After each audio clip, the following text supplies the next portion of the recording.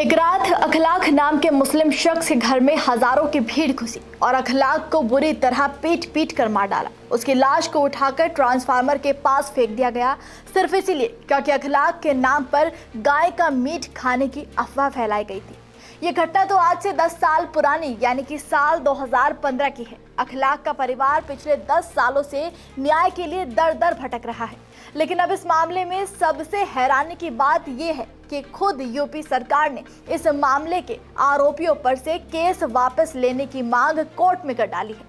जी सही सुना आपने, उत्तर प्रदेश सरकार ने एक स्थानीय अदालत से मामले की चार्जशीट में नामजद सभी 19 लोगों के खिलाफ आरोप और मुकदमे को वापस लेने के लिए अदालत में आवेदन दाखिल कर दिया है। सरकार की इस मांग ने न सिर्फ देश के लोकतंत्र बल्कि न्याय पर भी तमाम सवाल खड़े कर दिए हैं। क्या है पूरा मामला, चलिए विस्तार से समझते हैं। नमस्कार, हमारे खास शो ये हिंदुस्तान है संविधान से चलेगा में आपका स्वागत है और मैं हूं आपके साथ महक सौदाई।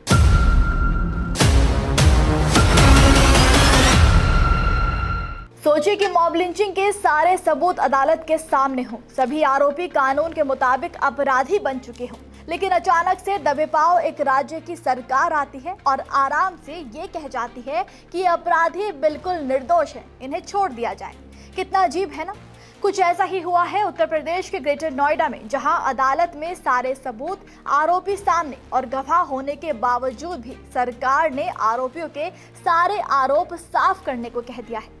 दरअसल साल 2015 28 सितंबर को ग्रेटर नोएडा के दादरी के एक गांव बिसहाड़ा में हजारों की संख्या में लोग अचानक 50 साल के मोहम्मद अखलाक नाम के शख्स के घर जा पहुंचे। अखलाक पहली मंजिल की छत पर सोने के लिए लेटे ही थे कि तभी भीड़ उनके दरवाजे पर पहुंच गई। भीड़ मारो मारो के नारे के साथ अंदर घुस रही थी और परिवार को पीटने लगी, जिसके बाद भीड़ अखलाक को ढूंढती हुई छत पर गई और उन्हें सीढ़ियों से घसीट कर नीचे लाई। भीड़ द्वारा पहले बुरी तरह अखलाक को पीटा गया और फिर उनके सिर को सिलाई मशीन से कुचलने की कोशिश की गई, जिसके बाद उन्हें ट्रांसफार्मर के पास छोड़ दिया गया, जहां उनकी मौत हो गई।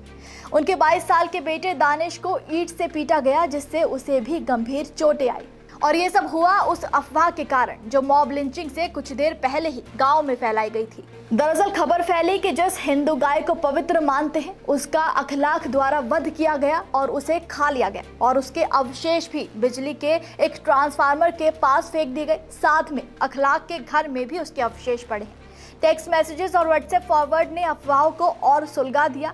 एक लोकल पुजारी को पास के बड़े मंदिर के लाउडस्पीकर से आगाह करने के लिए मनाया गया। जब तक ये शोर पूरे गांव में फैलता तब तक एक भीड़ जिसमें अधिकतर जमीन मालिक ठाकुर थे पहले ही अखलाक के घर निकल पड़े।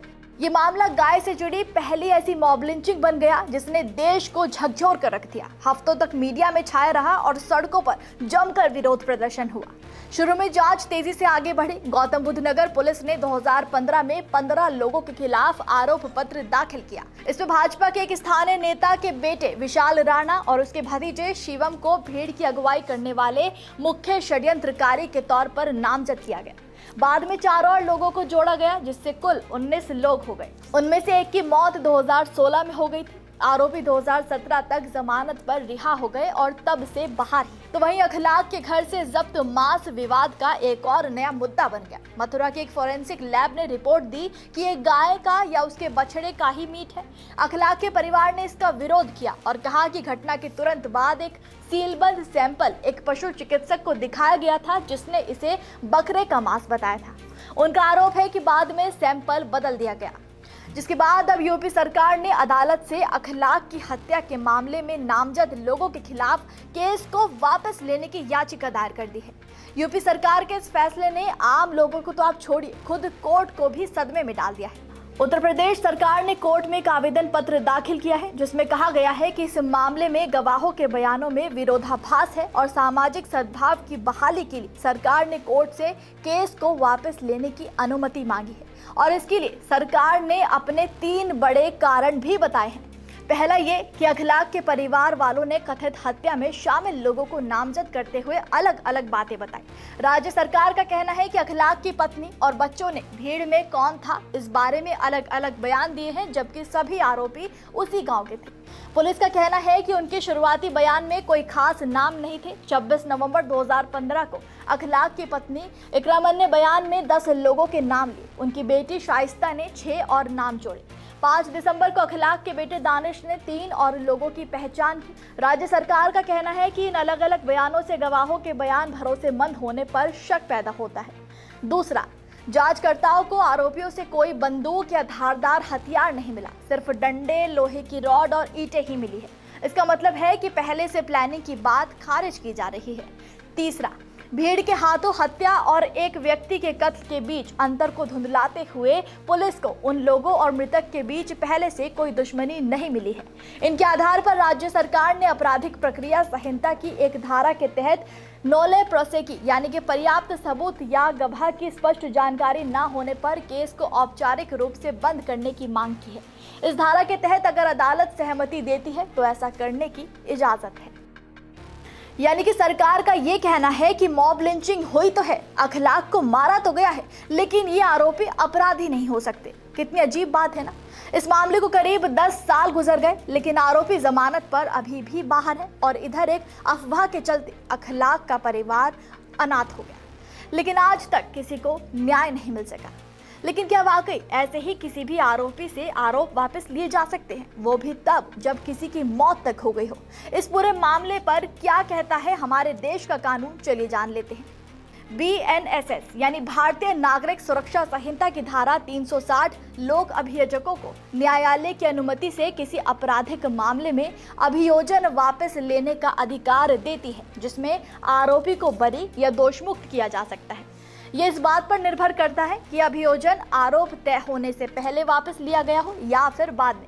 यदि आरोप तय होने से पहले किया जाता है तो आरोपी को ऐसे अपराध या अपराधों के संबंध में बरी कर दिया जाता है। यदि ये आरोप तय होने के बाद किया जाता है या जब इस संहिता के तहत कोई आरोप आवश्यक नहीं है तो उसे ऐसे अपराध या अपराधों के संबंध में भी बरी कर दिया जाता है, लेकिन केवल तभी जब वो अपराध किसी ऐसे कानून के विरुद्ध था जो संघ की कार्यकारी शक्ति के दायरे में आने वाले किसी मामले से संबंधित हो या किसी केंद्रीय अधिनियम के तहत जांच की गई हो या इसमें केंद्र सरकार की किसी संपत्ति का दुरुपयोग, विनाश या क्षति हुई हो। साथ ही इसमें पीड़ित को सुनवाई का अवसर देना और केंद्र सरकार से संबंधित मामलों में विशेष अनुमति लेना बेहद जरूरी है। इसके अलावा न्यायालय पीड़ित को सुनवाई का मौका दिए बिना अभियोजन वापस लेने की अनुमति नहीं देगा, जिससे न्याय प्रक्रिया में उनकी भागीदारी सुनिश्चित हो सके। तो वहीं केंद्रीय कानूनों, केंद्रीय संपत्ति या केंद्रीय कर्मचारियों से जुड़े मामलों में केंद्र सरकार की अनुमति भी अभियोजन हटाने के लिए सबसे आवश्यक है। भारतीय न्याय संहिता की धारा 103(2) भीड़ द्वारा हत्या यानी कि मॉब लिंचिंग से संबंधित है, जिसके तहत यदि 5 या अधिक व्यक्तियों का समूह मिलकर किसी व्यक्ति की हत्या नस्ल, जाति, समुदाय, लिंग, जन्म स्थान या विश्वास के आधार पर करता है तो ऐसे समूह के हर सदस्य को मृत्युदंड या आजीवन कारावास और जुर्माने की सजा हो सकती है। ये धारा मॉब लिंचिंग को एक गंभीर अपराध मानती है और इसमें सख्त दंड का प्रावधान है, जो पहचान आधारित भेदभाव से प्रेरित सामूहिक हिंसा को रोकने के लिए बनाया गया है। सत्र न्यायाधीश की अदालत में शुक्रवार को यूपी सरकार के मुकदमा वापसी की अर्जी पर सुनवाई हुई। अखलाक के वकीलों ने इस दौरान हत्याकांड के आरोपियों के केस वापस लेने के आवेदन पर आपत्ति जताई और आपत्ति दर्ज कराने के लिए आवेदन के लिए कोर्ट से वक्त मांगा। कोर्ट ने संकेत दिया कि हत्या के मामले में ऐसे केस वापस नहीं होते हैं। अदालत ने अगली सुनवाई की 18 दिसंबर की तारीख तय की है, लेकिन राज्य सरकार के इस फैसले से मोहम्मद अखलाक के परिजन गहरे सदमे में हैं। परिवार वालों ने इसे न्याय का अपमान बताते हुए कहा कि यदि मुकदमा वापस लिया गया तो वो सरकार के इस फैसले को इलाहाबाद हाई कोर्ट में चुनौती देंगे। सवाल तो यही है कि क्या वाकई इतने सारे दोषियों को मामूली से दावे के आधार पर दोषमुक्त किया जा सकता है? असल में तो सवाल ये है ना कि मॉब लिंचिंग हुई है या नहीं, और मॉब लिंचिंग हुई है, अखलाक की मौत भी हुई है। इससे बड़ा सबूत आखिर दोषियों के लिए और क्या हो सकता है? कानून को, सच्चाई को इससे बड़ा और क्या सबूत चाहिए? हम आपको बता दें कि मामला कुछ भी हो, मॉब लिंचिंग करना एक बहुत ही बड़ा अपराध है। और ऐसे अपराध के दोषियों को दोषमुक्त कर सरकार न्याय के साथ आखिर ये कौन सा खिलवाड़ कर रही है? आप इस मामले पर क्या कहेंगे? हमें कमेंट में जरूर बताइएगा।